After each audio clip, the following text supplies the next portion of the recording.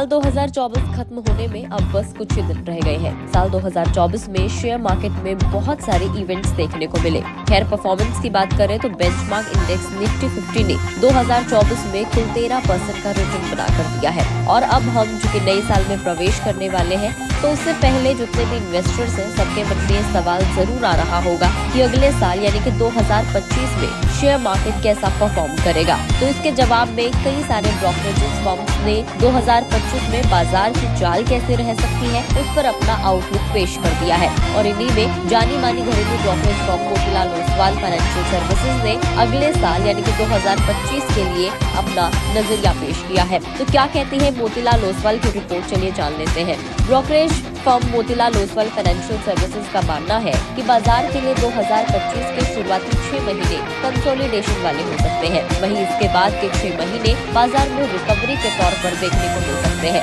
मोतीलाल ओसवाल के मुताबिक भारतीय बाजार 2025 में वैश्विक और घरेलू मोर्चे की आर्थिक घटनाक्रम की वजह से इम्पैक्ट हो सकता है। तो मोतीलाल ओसवाल ने कुछ 10 ऐसे शेयर्स बताए हैं जिन पे पैसा लगाया जा सकता है। यानी कि मोतीलाल ओसवाल साल 2025 में इन अपने कुछ टॉप 10 शेयर्स में टॉप बेट के तौर पर उन्होंने चुना है। तो सबसे पहला शेयर उन्होंने चुना है ICICI बैंक का, अगला है HCL टेक्नोलॉजीज का, तीसरा है लार्सन एंड टुब्रो शेयर, चौथा है जोमेटो शेयर, पांचवा है Nippon life India asset management share, छठा है मैनकाइंड फार्मा शेयर, सातवां है लेमन ट्री शेयर, आठवां है पॉलीकैप का शेयर, नौवां है मैक्रोटेक डेवलपर्स शेयर और 10वां है सिरमा SGS का शेयर। ये 10 ऐसे शेयर हैं जिन पर मोतीलाल ओसवाल बेट लगाने की सलाह दे रहे हैं। इसके अलावा मोतीलाल ओसवाल ने अपनी रिपोर्ट में ये भी बताया है कि कौन से ऐसे 5 बड़े ट्रिगर्स हो सकते हैं जो 2025 में मार्केट को इम्पैक्ट करेंगे। तो सबसे पहला ट्रिगर मोतीलाल ओसवाल के अकॉर्डिंग है यूनियन बजट का। जी हाँ, 2025 में फरवरी महीने के पहले हफ्ते में देश की केंद्र सरकार यूनियन बजट पेश करेगी, जो कि बाजार के लिए बहुत ज्यादा इम्पोर्टेंट होने वाला है। दूसरा है अर्निंग या कंपनियों के तिमाही नतीजे।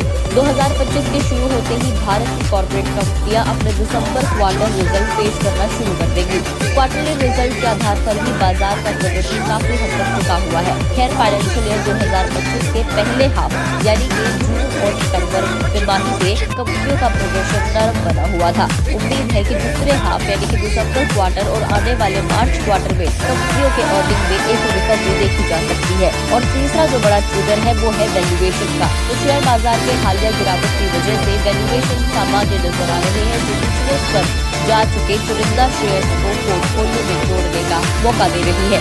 चौथा उन्होंने ट्रिगर बताया है फॉरेन इंस्टीट्यूशनल इन्वेस्टमेंट की चाल का। यहाँ 2025 में फॉरेन इंस्टीट्यूशनल इन्वेस्टर्स की चाल भी काफी ज्यादा सिग्निफिकेंट होगी।